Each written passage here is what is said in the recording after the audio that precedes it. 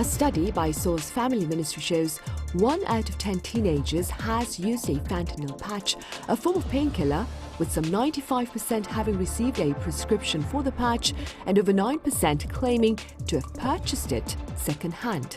Meanwhile, US authorities have indicted 4 Chinese companies and 8 of their workers on charges of selling crucial chemicals used by Mexican cartels to manufacture fentanyl.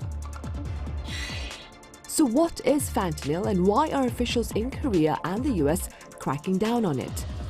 Is substance abuse on the rampant rise among teenagers? And how are governments seeking to fight drug abuse? Welcome to Issues and Insiders. Today, that is June 26, we mark the United Nations International Day Against Drug Abuse and Illegal Drug Trade. And for more on this reality here and elsewhere, I have Professor Kim Moon Kyu from Yonsei University here in the studio with me. Professor Kim, it's a pleasure to have you back. Thank you for having me. I also have Professor Peter Chin Hong at the University of Southern California, San Francisco, live on the line. Professor Chin Hong, it's good to see you again. Nice to see you again, Sunny. Right, Professor Chin Hong, let's begin with some crucial information then about fentanyl. What is it and why is it the leading cause of death, I believe, for Americans aged between 18 and 49?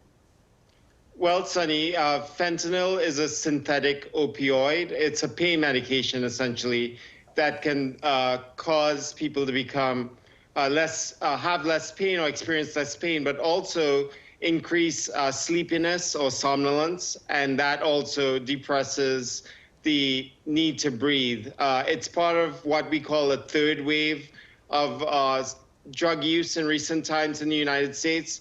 The first wave, of course, was the rapid increase in use of OxyContin, which is a prescription opioid, with or without the involvement of pharmaceutical companies like Sacklers. The second is the resulting heroin use or epidemic that because people are addicted to these painkillers. And now with fentanyl, that's called the third wave of substance use. It's really because it's easy to manufacture. It can be mixed in with lots of other generic medications that lots of people can buy on the street, essentially, and sort of like distributed by drug cartels, many times in Central America, Mexico, using raw materials from China and raw materials from India. Right, I see. And also here in Korea, Professor Kim, data claims that 1 out of 10 Korean teenagers has reportedly used a fentanyl patch here in the country. First of all, when are these patches prescribed by Korean doctors, and why has its prescription been on a tangible rise in recent years? Well, fentanyl patches are mostly prescribed for severe cancer pain or pain after major operations, like a big operation which causes a huge pain. So used to prescribe them for those patients. And when I took care of the oncology patients, I also used the fentanyl patch, and it was quite effective because you put it on your skin, the effect continues for 72 hours. So if a patient is well adapted to that kind of medication, we can use less painkillers, which is given by intravenous injection. So that was a very good drug. It's quite strong compared to heroin. It's about 50 to 100 times stronger than heroin, and you can say it's about 200 times stronger compared to morphine. In Korea, we have a DUR system, which means a drug utilization review. And as all of the clinics are interconnected with web-based data, doctors can recognize whether fentanyl patch was prescribed in a previous visit, or if the patient visited other clinic before they came in front of the doctor. So is it because of we have more cancer patients, or is it because we have more major operations with these pain control? I'm not sure about that. And I really don't want to believe that 1 out of 10 students are already exposed to fentanyl patches. So we have to monitor We have to control this kind of drugs. It should not be prescribed without caution, prescribed in every private clinic. So now we have the DUR system, drug utilization review.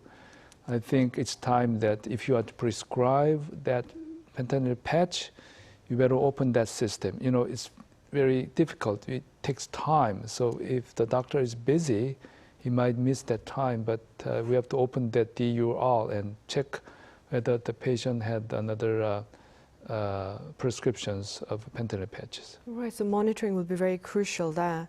Professor Chinong, beyond fentanyl, I understand the overdose of sleeping pills and antidepressants is also fueling much concern in the U.S. Could you tell us a bit more? Yes, so Sunny, there are two issues, and mainly because of drug interactions. And people might remember Heath Ledger, who died several years ago. It was because of these drug interactions, because if you take one drug and there is an interaction with another drug in the same area of the brain or with some neurotransmitters, that can increase the risk of dying, increase the risk of overdose. So let's take sleeping pills, for example. Some clinicians diagnose benzodiazepines, pills like Valium or Ativan or Xanax for sleeping aids. There are also non-benzodiazepine sleeping aids. Studies have shown, particularly one large one at the end of last year, published in the Journal of the American Medical Association, or JAMA, showing that if individuals were prescribed these kinds of benzodiazepines like Valium, that increased the risk of overdose if the patient used other opiates like fentanyl, like OxyContin. So it is a very significant issue. When you look at another class of drugs like antidepressants, you get an increase in overdose for a different reason, and that is because of a kind of drug interaction that occurs because if you take, say, an antidepressant like a SSRI, like some of them like Prozac, for example, it may inhibit some of the enzymes that can metabolize some of the opioids. So if you take one pill of an opioid, it's almost like taking two pills because it's metabolized less efficiently when you take one of these antidepressants. So in that sense, it's also a drug interaction, but you're not intentionally overdosing. It's the same dose you're taking, but when you take the antidepressant and the opioid at the same time, you have much higher levels of the opioid. And one study has shown that that can increase the risk of overdose by about 25%. So whenever you prescribe multiple drugs, that can increase the risk of overdose, particularly in the case of illegal acquiring of the opioid. So say you're a clinician prescribing one of these benzodiazepines, or you're prescribing a antidepressant, you may not know that your patient is getting opioids, maybe illegally, and that can increase the risk of overdose that way. Other than that, many illegal manufacturers are also selling fake benzodiazepines like Valium or Ativan, but they're also increasing the use of fentanyl as filler. In the old days, you used to use baby milk powder, but it's actually cheaper to use fentanyl and it's more popular. But you can imagine that if you use a very non-standard dose of fentanyl and opioid with the benzodiazepine and the pill that you're thinking it's Valium, that has also been associated with overdoses. So for multiple reasons, both prescription drugs as well as those acquired from the streets, having all of these drugs available can lead to deadly outcomes. And in fact, we're seeing that. Right, we really are. And Professor Kim, generally speaking, what can you tell us about the need for and risk of psychotropic drugs? Psychotropic drugs are medications that alter mood, perception, and behavior, particularly when it used combination with psychotherapy. Those psychotropic drugs can be powerful tools in managing conditions such as borderline personality disorder or anxiety, depression, bipolar disease, and schizophrenia. And it's the most common reason the teenagers get this drug is because of depression. And if one drug is not effective, you have to add more, sometimes even 5 or 6 kinds of medications at once. And when I was in training, I used to see drug intoxications, but they usually take only one kind of drug, such as Tylenol.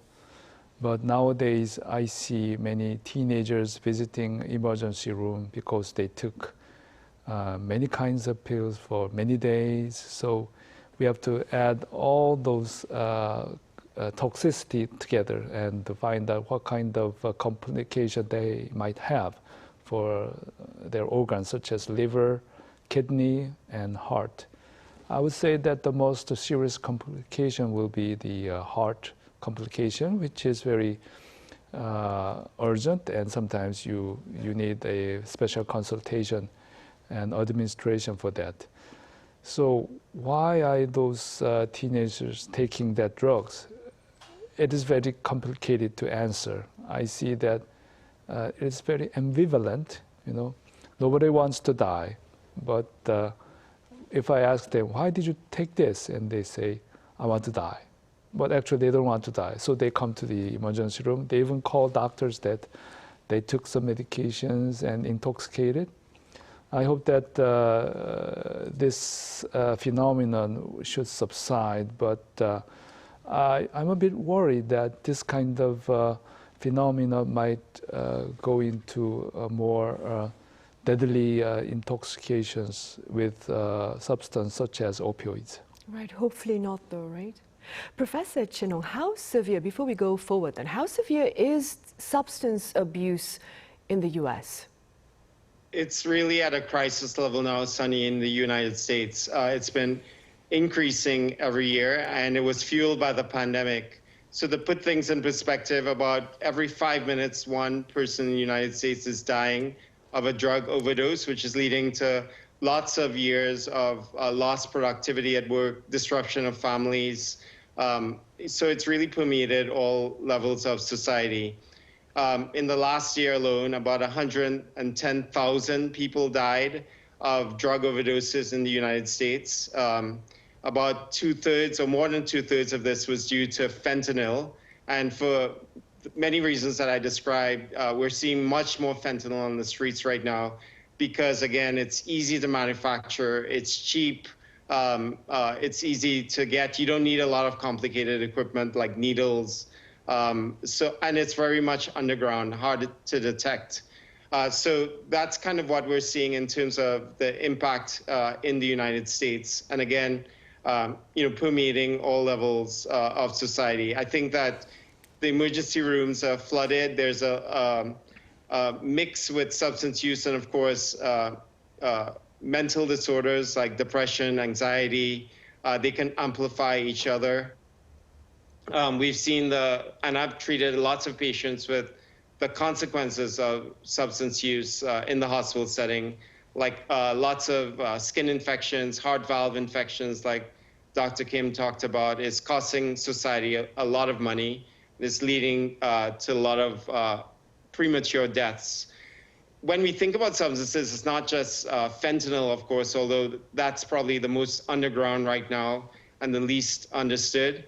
We can't forget about one that's legal and sold very widely, which is alcohol. And in the United States, for example, there are millions of people who have alcohol use disorder, and that also leads to liver failure, premature death, and need for transplantation. So it's a very, very complicated system right now, but it is, affecting all levels of our society, including a sharp increase in children and adolescents. Right. It's interesting how you mentioned alcohol abuse, because that's something that Professor Kim mentioned prior to the start of our program. And that being said, what have you been exposed to further, that is, within the emergency room with regard to substance abuse here in the country?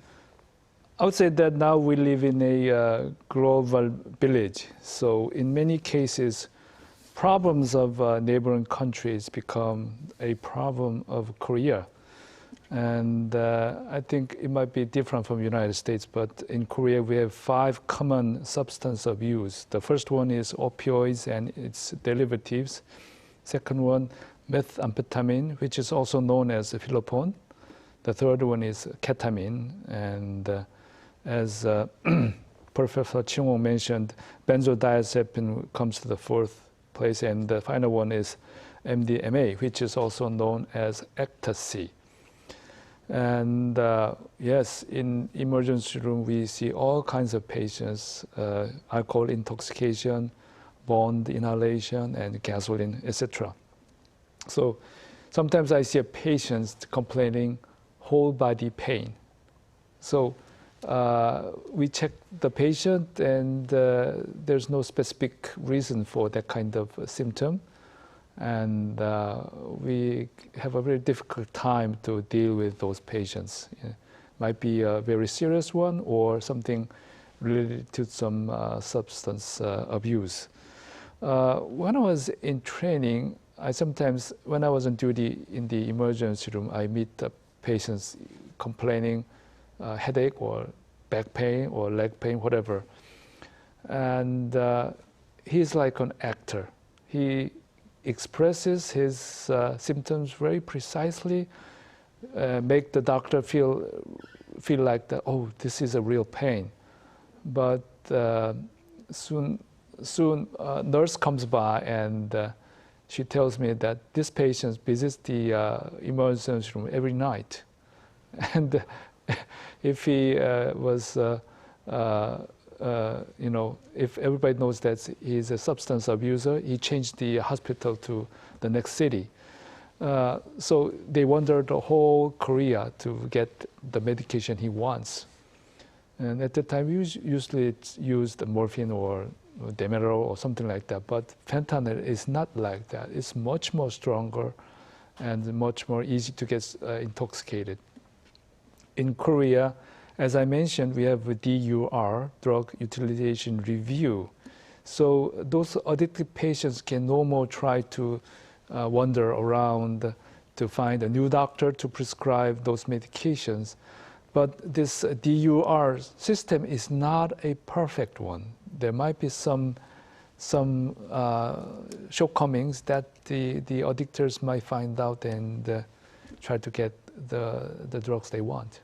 Right, which is why we need to upgrade the system, as you said earlier. Yes. Then, Professor Ching, quite a number of U.S. states, meanwhile, have legalized marijuana. What have been the broader implications of this particular reality?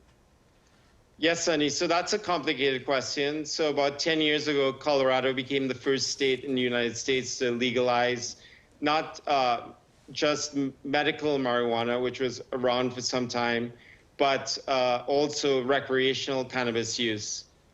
So the promise is, let's legalize it. We will probably have a lower chance of having an underground black market trade. It will be out in the front. Maybe we'll have fewer kids using it because it will be harder to get illegally, because everyone can get it legally now. And it will also provide revenue to different states.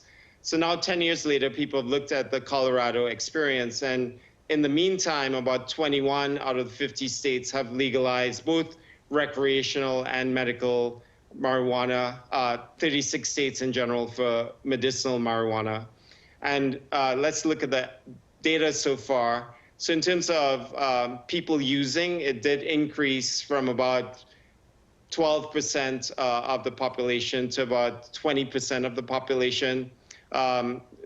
It's unclear whether or not more kids are using it. It seems that in the most recent data, fewer high school, middle school students are using cannabis.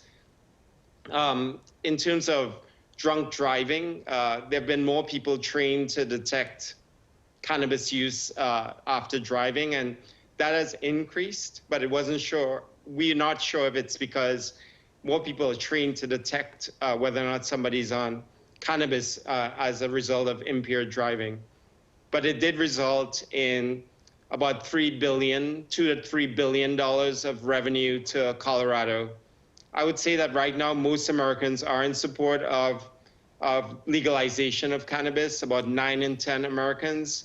But particularly if you're younger and if you're Democrat-leaning, you're supporting this. But the vast majority of the population has supported it. Whether or not it's resulting in exactly all of the benefits that we hope that it result in, I think it's still under analysis. One other aspect that we've seen, of course, is the result of accidental overdoses in children and more visits to the emergency room from having cannabis at home, particularly if it's in the shape of brownies or gummies, which can look like candy to children. So we need to do a lot more education, but make no doubt about it, cannabis is big business right now in the United States. Right, I see. Meanwhile, back here in Korea, Professor Kim, how worried should we be about the presence of drugs among our teenagers? We have a data from 2022, and they say that more than 42,000 cases of substance abuse in Korea, and among them, the teenagers are 1,290 cases. And if we look at the male-female ratio, it's about 70 to 30%. But if we limit that cases only to the teenagers, it becomes 60 to 40. And if we make it more narrow to less than 15 years of age, it becomes the reverse. I mean, more females are found compared to males. I don't know why, but that's the pattern of teenager substance abuse. And the kind of abuse, kind of substance are also different. If we look at the female, methamphetamine is the first one, followed by ketamine and opioids. And the males are different. The benzodiazepine comes at the first, followed by opioids and methamphetamine. Well, in this data, fentanyl is not shown exactly. It's just under the criteria of opioids, but I'm sure that it's hidden and it's going to be a huge problem in the future if we do not do something. And some say that the third dose of fentanyl might end up in addiction. So if addicted at teenage, it's the worst scenario. Everything in his life is going to change in a very bad way. So this kind of substance abuse is going to proceed in a very fast velocity. So we have to be very proactive to fight against this one. Right, which is when the UN administration itself has announced a crackdown on drugs this year and going forward, of course. All right, Professor Kim, as always, thank you very much for your time and your thoughts. Thank you. And Professor Chen Hong over in the US, thank you so much for your insights. Thanks so much, Sunny. Right, well, that ends Monday's edition of Issues and Insiders. Thank you for watching. See you same time tomorrow. That is Tuesday.